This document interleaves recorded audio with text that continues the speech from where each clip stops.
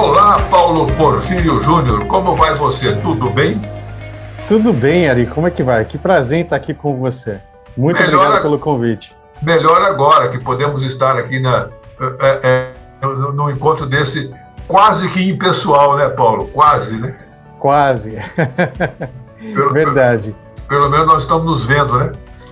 verdade. Tá bom.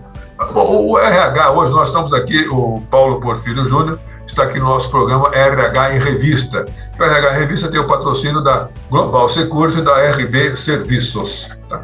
Bom, é o seguinte, Paulo.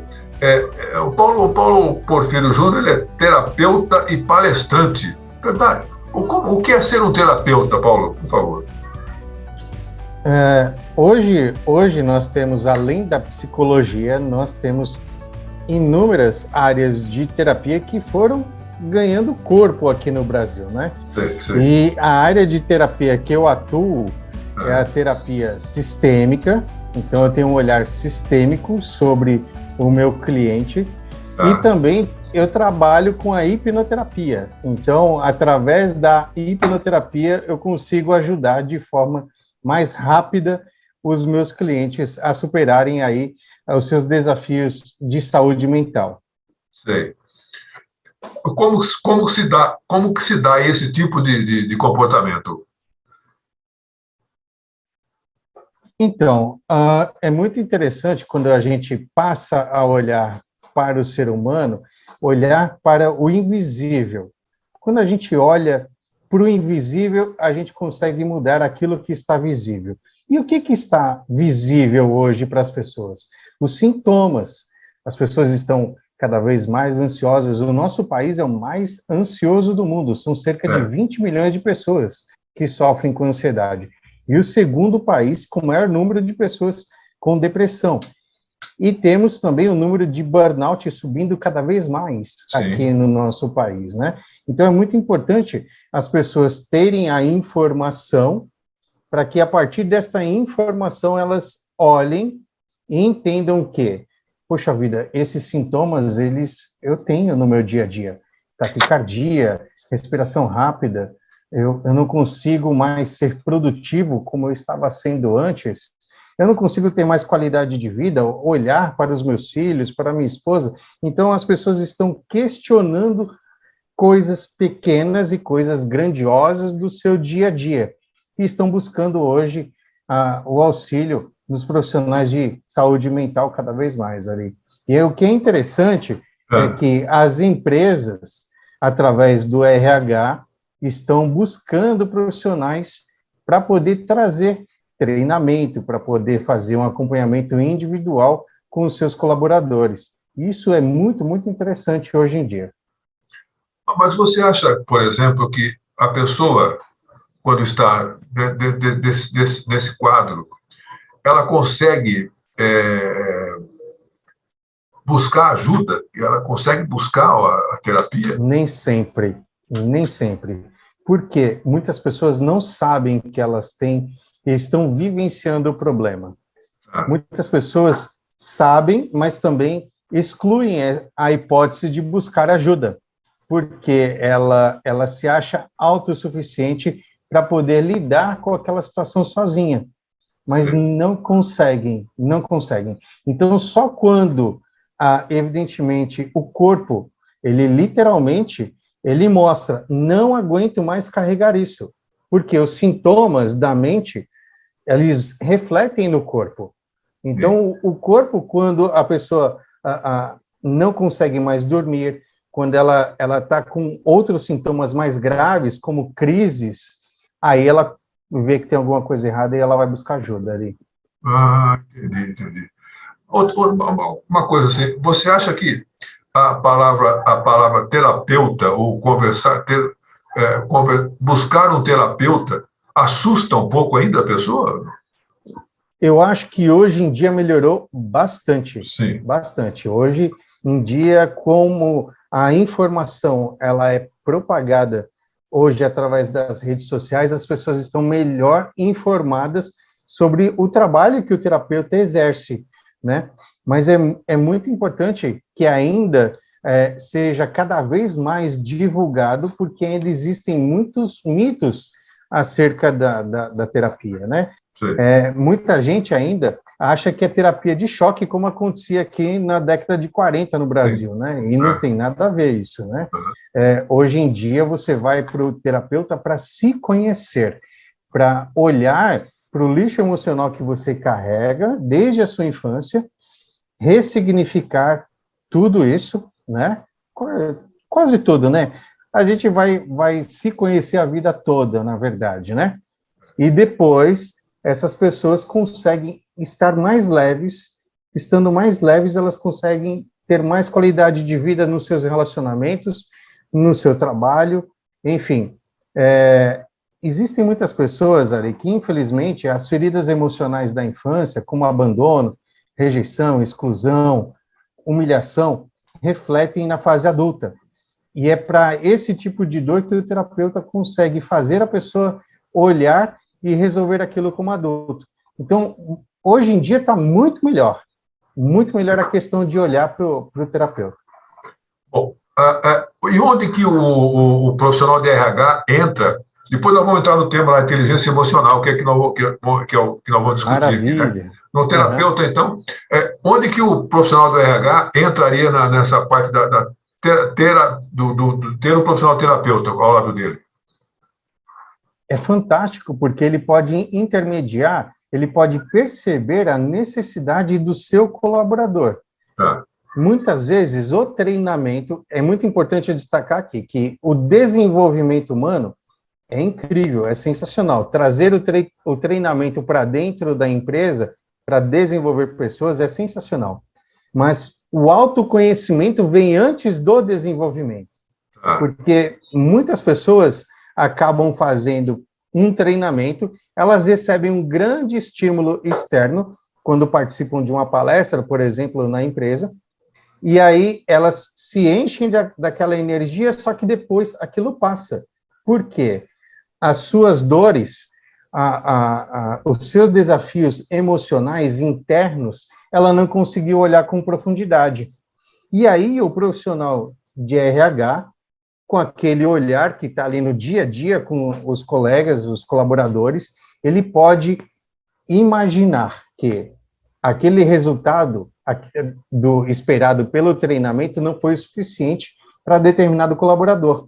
Ele pode chamar, convidar e falar, olha, o que você acha de você procurar um terapeuta? De você buscar ajuda para resolver o seu desafio emocional? Por quê? Fica evidente nos sintomas, fica evidente quando o colaborador pede afastamento por depressão, ou por ansiedade, ou por burnout, né? E aí esse profissional, ele pode recomendar uma ajuda terapêutica para aquele colaborador. Quando você acha que acontece isso, ele cai a produtividade dele, cai o relacionamento interpessoal dele? Sem dúvida, sem dúvida, e cai muito a produtividade. Ele já não entrega mais o mesmo resultado no dia a dia na empresa. É muito importante destacar, Ari, que 58% do desempenho do funcionário está conectado com a inteligência emocional, que é o que a gente vai falar daqui a pouco. Sim. Então, se ele está com um problema, se ele está com a mente presa no tempo psicológico, ou seja, passado e futuro, ele não está no presente. Se ele não está no presente, ele não está produtivo, ele não está gerando resultado para aquela corporação. Então, é muito importante, realmente, a pessoa ser assistida de perto. E os sintomas vêm, né? Os sintomas vêm, ela começa a se isolar, ela começa a faltar, não entrega mais os relatórios, não entrega mais o resultado que é esperado dela no dia a dia. Engraçado que quando a gente fala assim que o profissional de RH precisa detectar isso tudo, é importante que faça essa análise, né? Sim. Você acha, por exemplo, a gente imagina que o ambiente que vai estar propício a esse tipo de situação, de procurar um terapeuta, você me corrija, por favor, que eu sou... Claro. Eu estou falando asneiras aqui. Eu queria, assim, você imagina com o pessoal da chão de fábrica, ou outro pessoal dessa área comercial, alguma coisa assim e tal. Agora, é papel do RH também detectar se a diretoria também está passando por isso? Sem dúvida que sim. Por quê? Imagina só, Ari, sobretudo a diretoria, vamos pensar nos diretores, vamos pensar Tá. nos sócios da empresa. O diretor comercial, por exemplo, vamos pegar o diretor comercial. Sem dúvida que precisa. Por quê? Ele pode justamente estar despejando ali na equipe todas as frustrações que ele carrega da infância, por exemplo. Porque nós somos educados para sermos os primeiros e perfeitos em tudo. Desde a infância, nós somos estimulados a ser o primeiro a andar, o primeiro a falar, o primeiro a ler, o primeiro a escrever, enfim. Os adultos à nossa volta esperam muito de nós e nós buscamos o reconhecimento desses adultos, sobretudo da figura pai e mãe. Quando acontece lá na infância, por exemplo, um diretor comercial, ele está abaixo do presidente. Se ele teve um problema com o pai dele, por exemplo, de buscar o reconhecimento do pai dele, ele vai buscar sempre a perfeição. E ele vai pressionar quem está abaixo dele, muitas vezes não medindo esforços, né? Ou seja, praticando ali o assédio moral para que aqueles profissionais que estão abaixo dele, né, gerem o resultado esperado para a equipe. Então, é muito importante a gente olhar para o autoconhecimento, olhar para a inteligência emocional do presidente ao pessoal que está lá no chão de fábrica. Se esse diretor emocional, esse diretor comercial, ele passa por um processo de gestão emocional, com toda certeza ele se torna um líder muito melhor. E se tornando um líder melhor, a equipe performa melhor. A equipe comercial, ela vai trazer muito mais resultado para a empresa. Perfeito. Então, já que nós estamos dentro desse ambiente aí, vamos partir para a inteligência emocional mesmo, então, agora. Vamos lá. Como é que se dá isso? Como é que funciona isso, por favor? Hoje em dia, mais do que nunca, nós precisamos olhar para a nossa inteligência emocional. O que é inteligência emocional? Isso. É a capacidade que nós temos de gerenciar as nossas emoções. Muitas pessoas falam em controle, né? Eu não gosto muito dessa palavra, porque não tem como a gente controlar as nossas emoções. Nós somos seres emocionais. 95% do nosso comportamento, ele é conduzido pela nossa mente emocional, né? Então, é muito importante a gente entender que o córtex pré-frontal, ele trouxe essa parte analítica, trouxe essa parte racional, mas quem manda no nosso comportamento é o cérebro límbico, né? É o nosso subconsciente, onde ficaram registradas todas as informações desde lá a infância, né? E as primeiras trilhas neurais são formadas na nossa infância. Quando a gente se torna adulto, quando a gente passa por uma determinada situação semelhante ou igual a que nós vivenciamos na nossa infância, um gatilho emocional, ele é disparado. E o sistema de luta ou fuga, ele é acionado. E se nós não temos gerenciamento emocional, a gente vai sempre reagir com base nas nossas experiências anteriores. E se nós crescemos num ambiente ali, onde nós tivemos que criar estratégia para poder sobreviver, ou por medo, ou por raiva, ou por tristeza, é assim que a gente vai reagir. Por exemplo, uma pessoa uma pessoa que está ali, ela tem uma personalidade conectada com a emoção tristeza. Se ela é chamada a atenção pelo seu diretor, pelo seu gerente, acabou com o dia dela. Ela não vai conseguir mais ser produtiva. Se é uma pessoa que é conectada com a emoção raiva conduz a vida dela, ela vai, infelizmente, ela vai revidar de outra forma. E são as pessoas que são mais produtivas, as pessoas que desenvolveram a emoção raiva como estratégia de sobrevivência, elas são as mais produtivas, porque elas são mais psicomotoras. Sim. E as pessoas que tiveram a emoção medo, por exemplo, elas são mais mentais, portanto, elas são mais criativas. E tudo isso é incrível, porque já tem muitas empresas olhando para isso.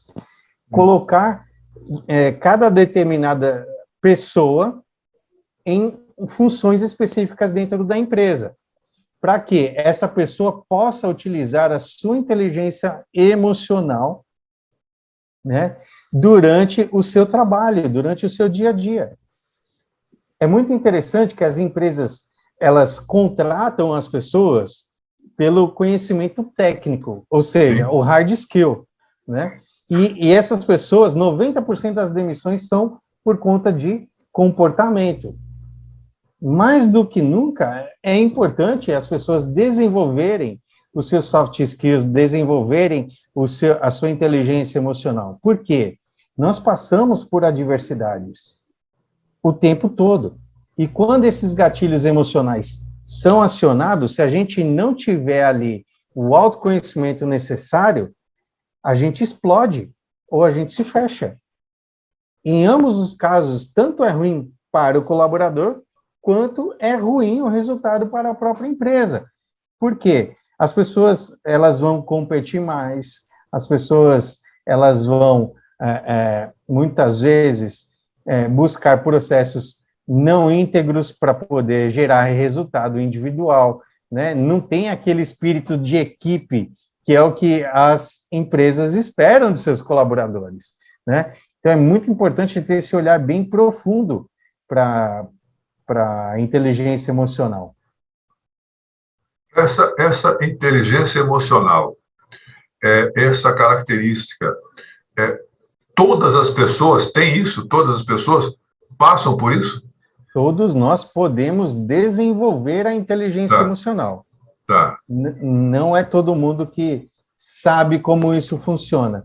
Por isso que, voltando um pouco, nós somos seres emocionais. Então, de acordo com as experiências, os contextos da nossa vida, nós sempre vamos reagir no ambiente de trabalho conforme o contexto que a gente foi criado, o contexto que a gente viveu.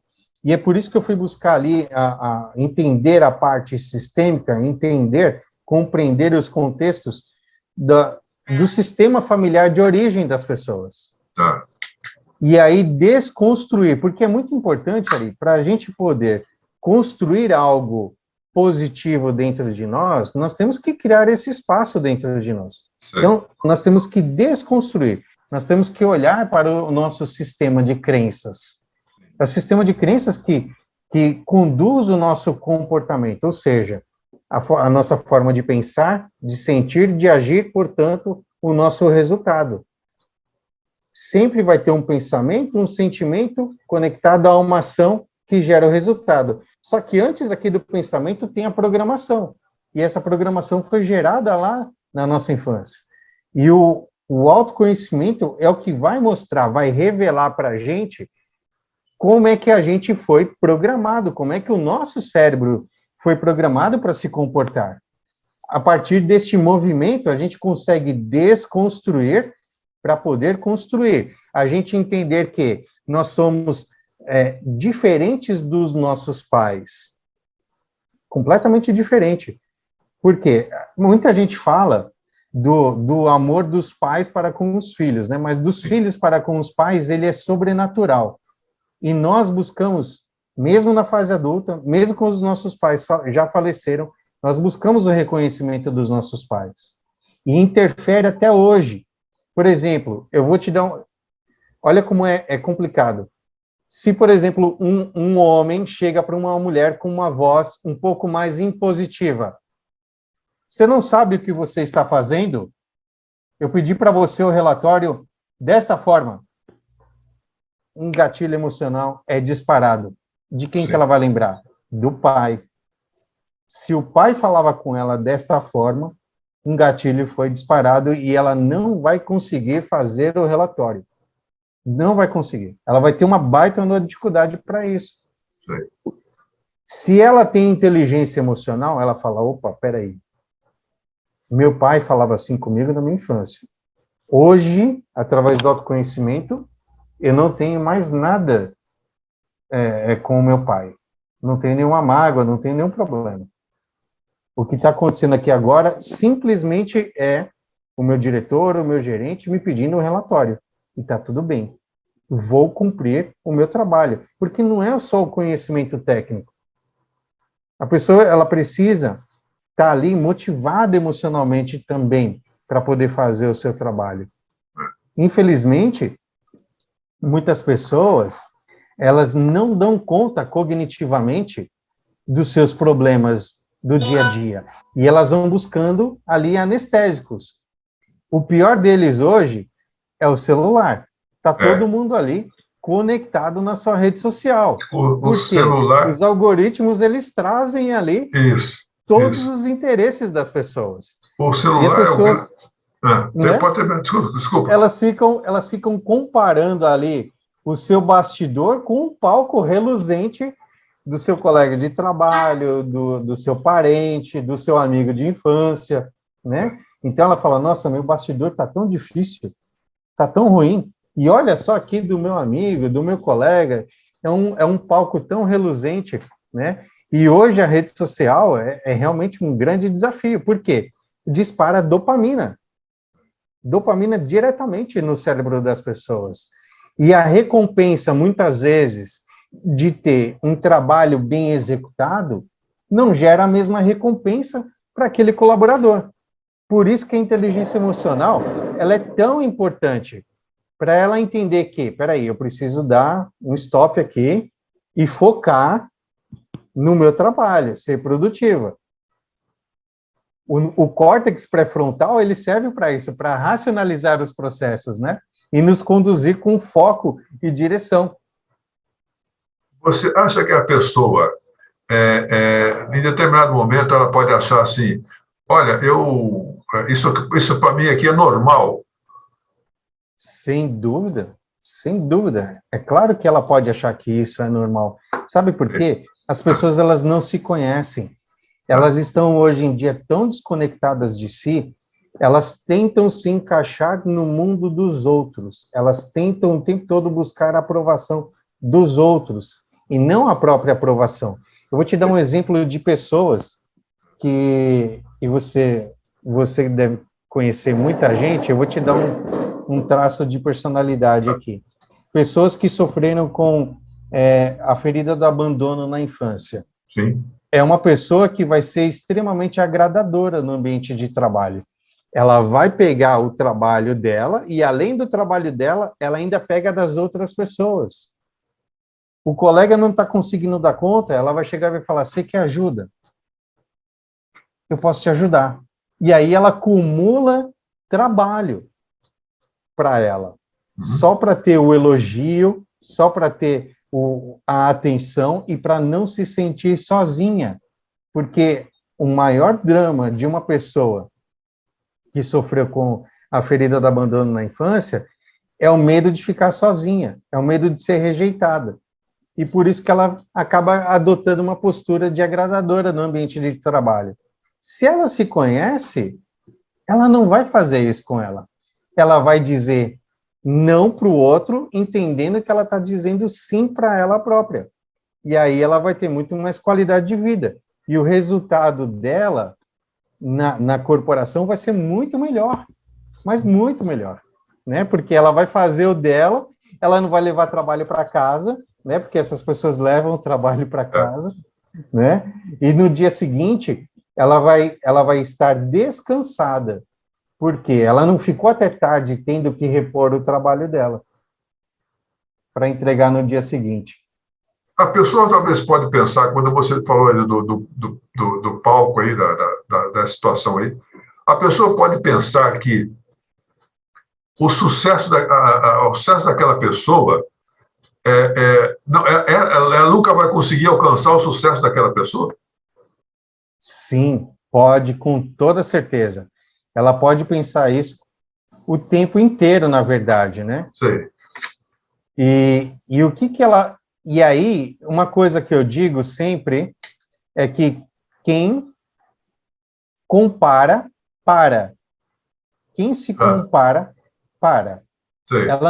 Ela fica paralisada, ela não consegue ter ação na vida dela, porque Sei. ela vai sempre se achar inferior ao outro. A partir do momento que ela para de se comparar, que ela entende que ela é um indivíduo e que aquela outra pessoa é outro indivíduo, aí sim, aí ela consegue fazer coisas por ela, tomar decisões por ela, para ela, sabe? É muito difícil ali conversar com algumas pessoas hoje em dia e perceber o quanto as pessoas estão com a sua autoestima baixa. Verdade, é? Demais, demais. As pessoas, elas têm um diálogo interno muito crítico. Elas nunca se acham o suficiente, elas nunca se acham capazes. As pessoas têm muita dificuldade de olhar para si com um olhar mais compassivo. Elas sempre acham que o outro é que é melhor. E o outro, eu digo, o outro dentro de casa. Pode ser o marido, pode ser a esposa, até os filhos. A pessoa se acha inferior aos filhos, ela se acha inferior ao colega de trabalho. Compreende? Então, a autoestima baixa faz com que a pessoa fique paralisada. As pessoas não se aceitam do jeito que elas são. Então, elas vestem um personagem para poder, como estratégia de sobrevivência mesmo, para não ser rejeitada. Porque o maior medo que o ser humano tem, além da morte, é o de ser rejeitado. Nós queremos pertencer. E esse desejo de pertencer, a gente às vezes acaba se submetendo a regras, e essas regras, às vezes, elas são incongruentes para nós. Mas é o grupo que me acolheu. Sabe aquela coisa que acontece com muitos adolescentes, que adolescentes acabam participando de grupos? Vamos imaginar aqui um garoto muito legal. E esse garoto, ele não é visto pelos pais em casa. Os pais estão presentes de corpo, mas não estão presentes em atenção com aquele menino. E aí, esse menino, ele encontra no grupo da escola, e ele encontra no grupo daqueles caras, daqueles meninos que não são tão legais, e que acabam submetendo aquele garoto a regras que ele vai ter que praticar bullying com outros garotos, e aquilo é incongruente para ele. Mas aquele grupo acolheu ele, entende? As pessoas, elas querem pertencer, então, se ela não se sente pertencente ao núcleo familiar, ela se desconecta e busca um grupo que acolhe, e aquele grupo acolheu ela. E isso acontece também no ambiente corporativo. Acontece com as pessoas, seja no chão de fábrica, seja até lá em cima, onde é a diretoria, né? As pessoas, elas querem pertencer, e elas têm muito medo da rejeição, e acabam se submetendo àquilo que elas não querem. E isso rebaixa a autoestima, rebaixa muito, porque quando a gente não faz aquilo que a gente quer, a gente se sente anulado, a gente se sente com medo de tomar decisões, aí a gente vai buscar na opinião do outro, escuta, o que você acha? Eu estou pensando em fazer isso, estou pensando em fazer aquilo, e aí as outras pessoas acabam tomando decisões sobre as nossas vidas. E é muito difícil isso, é muito difícil. Seja em casa, seja no trabalho, isso acontece o tempo todo com esses 8 bilhões de seres humanos que hoje tem no planeta Terra, né? Nós vivemos, infelizmente, iludidos, achando que a gente sabe quem a gente é, mas a gente não sabe quem a gente é. Verdade, é? Explica melhor isso, então, essa ilusão que você mencionou, por favor. Essa ilusão é justamente por conta dessa estratégia que a gente acabou desenvolvendo. Então, a cada grupo que nos acolhe, nós vestimos um personagem. Sei. Na empresa, eu me comporto de um jeito, em casa, eu me comporto de outro, com os colegas de faculdade, eu me comporto de outro, com os amigos do futebol, eu me comporto de outra forma, com os colegas empresários, eu me comporto de outra forma, né? Então, em várias situações, se a gente pegar aqui o triângulo de Karpman, as relações transicionais, a gente pode ser ou o salvador, ou a vítima, ou então o perseguidor. E aí a gente acaba alternando esses três personagens. Tem hora que eu quero muito salvar, nas minhas relações. Tem hora que eu quero muito ser vítima, e tem hora que eu quero ser muito perseguidor ali, né? Então, as pessoas, infelizmente, a gente está buscando sempre o reconhecimento. A gente não faz o que a gente quer. Nós somos conduzidos. A ideia de livre-arbítrio, ela é falsa. Nós não temos livre-arbítrio. Não temos. Nós somos conduzidos o tempo todo. Nós somos 50% pai, 50% mãe, tá?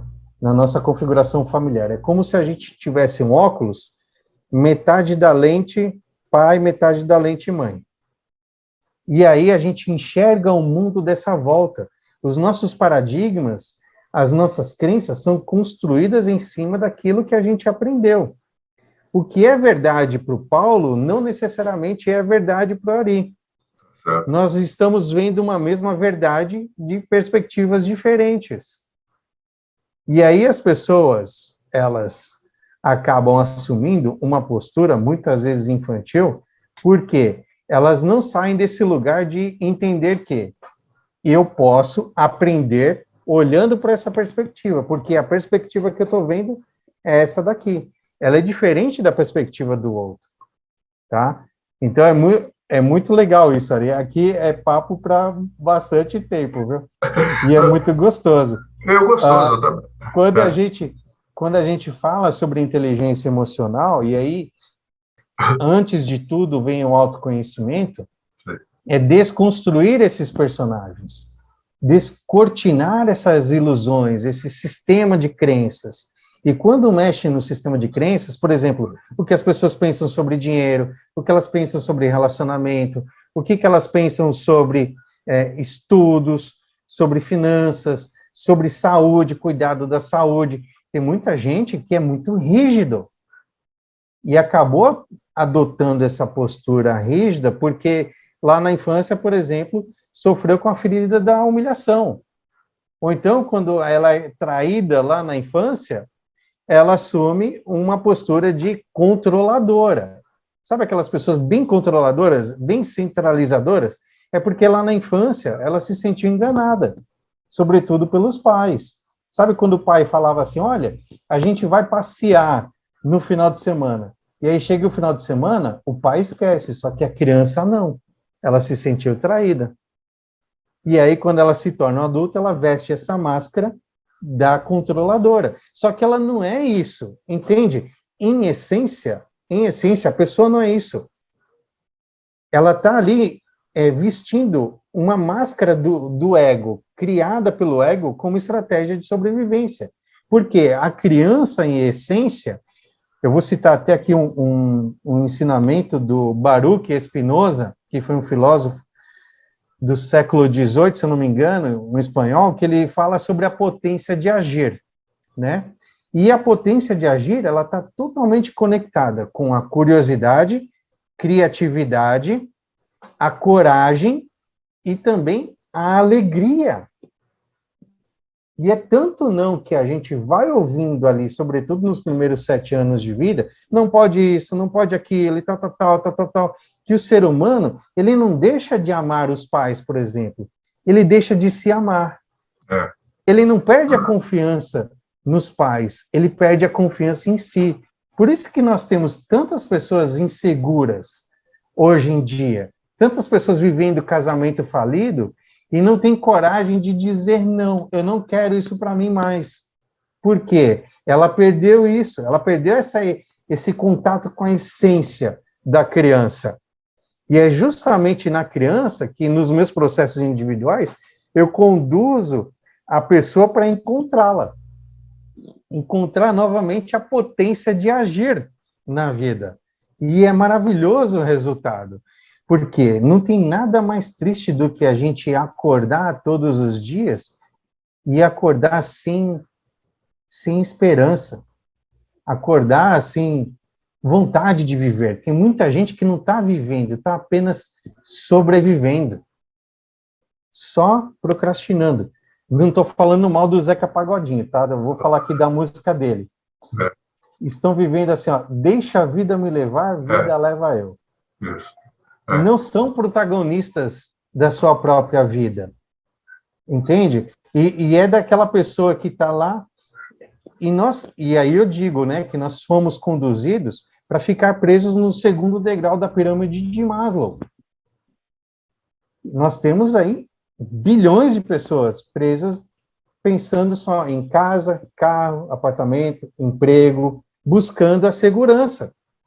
Ela não quer voltar para o primeiro degrau, que é a segurança do corpo. E aí o amigo dela aparece com um carro novo. O meu Aí é o amigo final. eu quero um carro novo também. Ah, nossa, lançou ali um apartamento com 2 varandas gourmet. Puxa, eu quero esse apartamento. O fazer para ter é muito mais forte do que o fazer para ser, para quem está preso no segundo degrau da pirâmide de Maslow. Quando a gente transcende isso, e é muito interessante que as crises, a vida, eu estou em crise financeira, eu estou com problema de saúde, estou com problema de relacionamento. A crise é para a vida do ser humano o que a febre é para o corpo. Está mostrando que tem algo errado. Algo que está acontecendo no invisível que precisa ser mudado. E aí, quando a gente muda o que está no invisível, a gente consegue mudar o que está visível. Ou seja, os relacionamentos, a saúde e também a vida financeira. A gente consegue mudar tudo. E a vida é um presente ali. É um presente para todos nós. A gente tem que acordar e falar, nossa, eu vou trabalhar. E a gente, quando pensa em trabalho, né, que vem como origem da palavra tripalium, que era um objeto de tortura na época da Inquisição, para muita gente ainda é até hoje. Se a gente olhar aqui para o Brasil, para muita gente o melhor dia é sexta-feira. O pior dia já é o domingo à noite. As pessoas não querem trabalhar. Não querem. Sabe por quê? Elas estão desconectadas de si mesmas. Elas ouviram ali do pai, da mãe, olha, seja isso, seja aquilo quando você crescer. Quantos talentos não vão para o túmulo? Quantas pessoas que poderiam ter sido músicos incríveis, poderiam ter sido excelentes bailarinas, porque o pai e a mãe falou, olha, isso daí não vai dar dinheiro, não faz isso. Não faz isso. E aí aquela pessoa, quando chega lá, pelo centenário das crises, é dos 28 até os 35, né? Não, dos conflitos, 28 a 35. E dos 35 aos 42 é o centenário das crises. A gente fica com aquele vazio existencial e fala, nossa, o que eu estou fazendo da minha vida? Aquele script do sucesso que me entregaram lá na infância não está funcionando aqui agora. Por isso que as pessoas buscam autoconhecimento, buscam gerenciamento emocional nessa fase. Tem muita gente buscando nessa fase, porque dos 21 aos 28 é quando o ser humano ele está ali muito produtivo. É aquela turma que sai da balada e já vai direto do trabalho.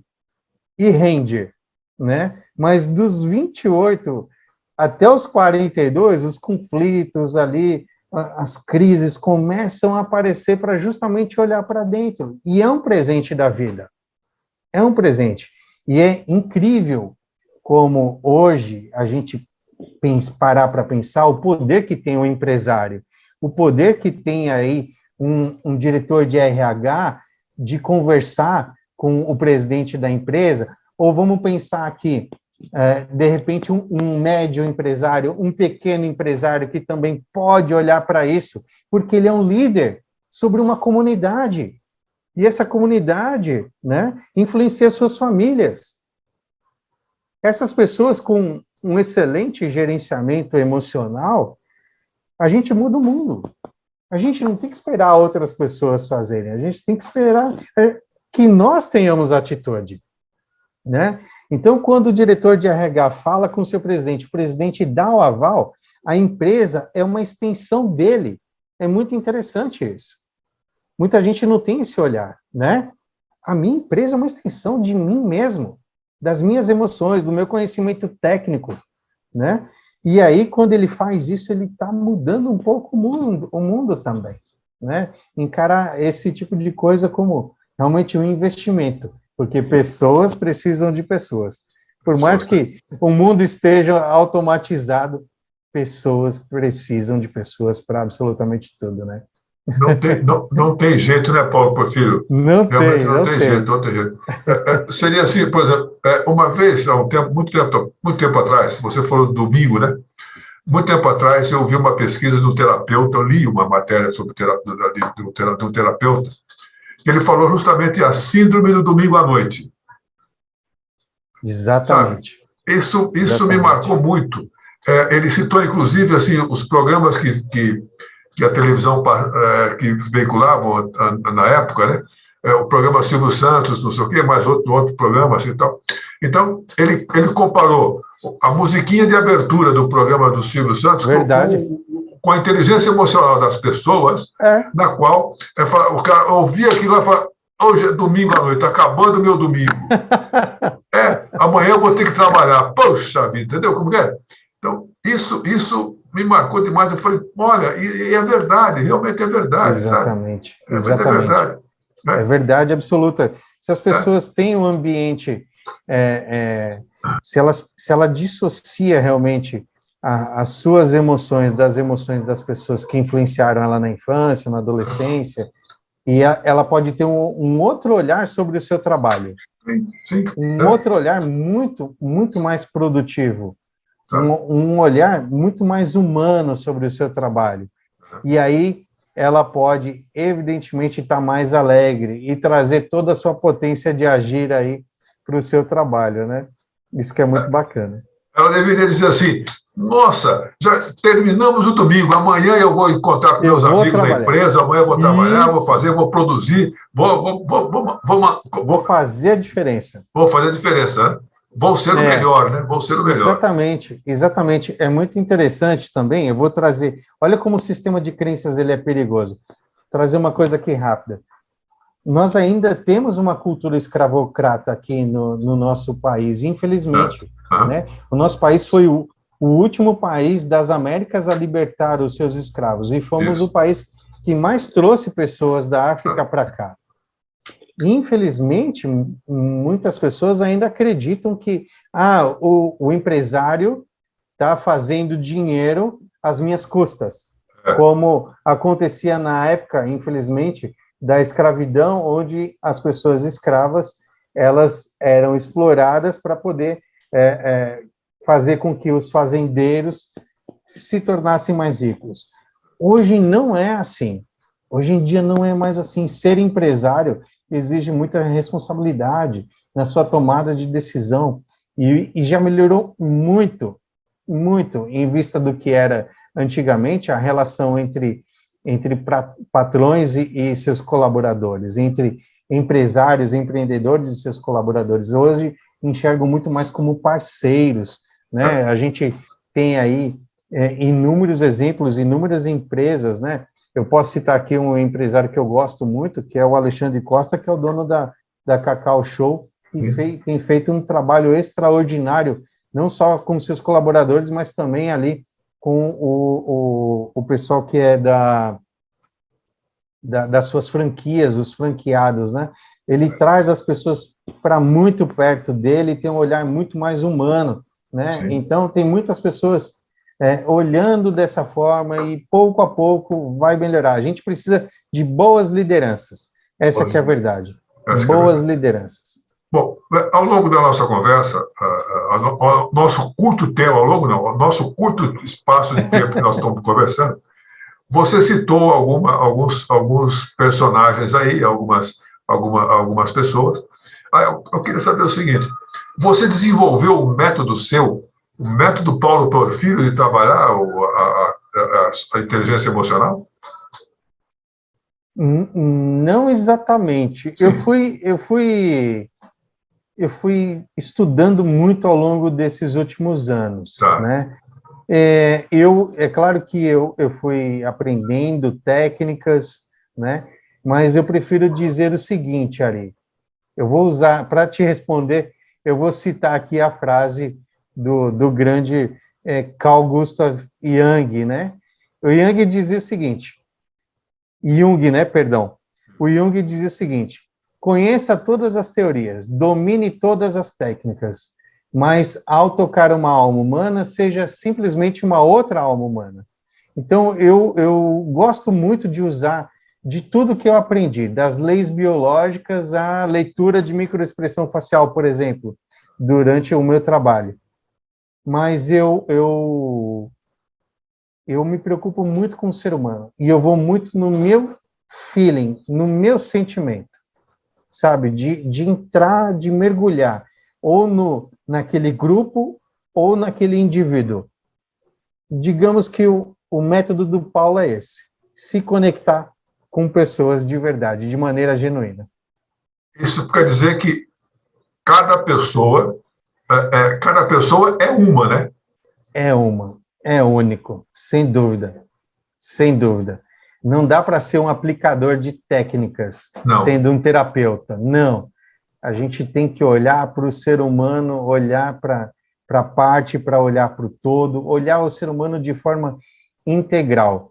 Não dá para falar, eu vou usar um protocolo para todos os meus clientes que aparecerem. Não dá. Isso não existe. Não, aí não pode. Aí você não é terapeuta, aí você passa a ser um conselheiro, qualquer coisa assim. Exatamente, um aplicador de técnicas, né? Que é o que tem muito hoje. Tem muita gente que não é o caso. Você tem que conversar com a pessoa, analisar essa pessoa, trabalhar essa pessoa e fazê-la feliz, né? Exatamente, ajudá-la, conduzi-la para o lugar de autorresponsabilidade.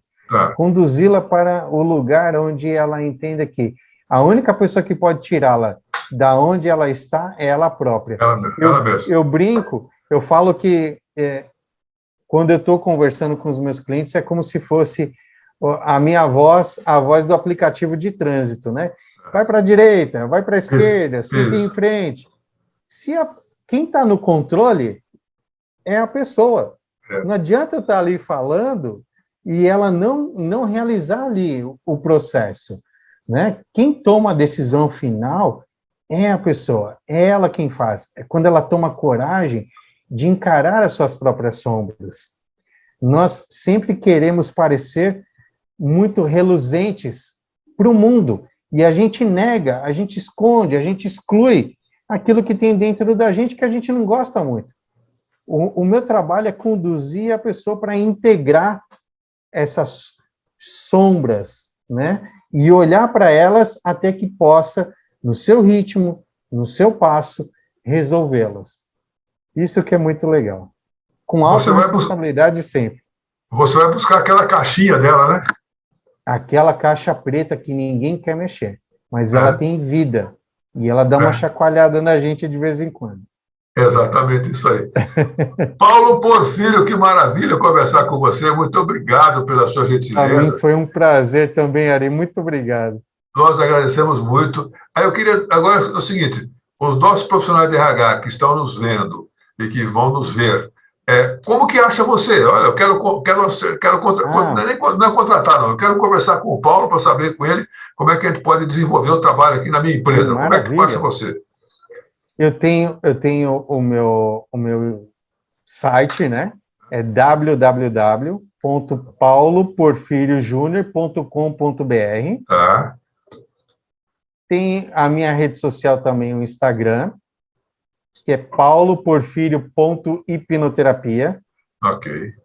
E tem também o meu telefone. Posso passar meu telefone? Claro, por favor. Fica à vontade. Maravilha. O código é 11 9 40 24 5804. Vamos ver, vamos falar de novo. 40? 40 24 5804. 940 4024 5804. Ok, tá bom. O meu filho, o Júnior, que edita o programa, ele vai colocar isso aqui na tela. Que maravilha. Pode ficar tranquilo, vamos fazer isso aí. Sensacional. Tá bom? Obrigado, Paulo. Deixa uma mensagem para os nossos profissionais de RH, por favor. Olha, olhem para o ser humano. O ser humano precisa ser visto, precisa ser olhado. E o trabalho de vocês é incrível para olhar para o ser humano, não só para o grupo, mas como indivíduo. Olhem para o ser humano. Esse é o mote, né? É, mas não é olhar, né? Não é olhar com os olhos Isso. físicos, né? Isso, a gente às vezes precisa olhar com os nossos olhos da alma, né? E enxergar a alegria no outro, enxergar a tristeza, enxergar as pessoas. A gente sempre fala assim, Paulo, uma pessoa, todas as pessoas são 100%, ok? Mas tem aquela determinada pessoa que eu gosto dela só 1%. Então, o que eu vou ter, o que eu acho que eu tenho que fazer? Eu tenho que aumentar esse percentual para inverter essa posição. Gostar 99% dela para ter 1% que eu não gostaria. Seria mais ou menos isso. Seria mais ou menos isso. Eu concordo com essa fala. É muito isso mesmo, concordo. Porque todos nós temos um potencial incrível dentro de nós. Sei. Só que a gente precisa explorar mais os nossos dons, os nossos talentos e tudo aquilo de bom que a gente tem. Você tem toda a razão. Tá certo. Nós tivemos uma conversa, tivemos uma aula de inteligência emocional hoje para o nosso profissional de RH, com Paulo Porfírio Júnior. Paulo, muito obrigado pela sua atenção, muito obrigado pelo seu carinho. Obrigado por você estar aqui conosco, foi muito bom, muito bacana mesmo, tá bom, Paulo? Sou eu quem agradece, Ari. Tá bom. Muito, muito obrigado pela oportunidade. Ok. Nosso programa RH Revista tem o patrocínio da RB Serviço da Global Security. Tá bom. Paulo Porfírio, muito obrigado pela sua atenção. Um abraço para você. E vamos trabalhar, né? Vamos aproveitar e desenvolver nossos dons, nossos talentos. Verdade, vamos sim. Vamos trazer todos eles para o mundo, para que o mundo nos reconheça. Tá bom. Obrigado, Paulo. Um abraço para você. Obrigado. Boa sorte. Tchau, tchau. Obrigado. Obrigado. Tchau. Tchau.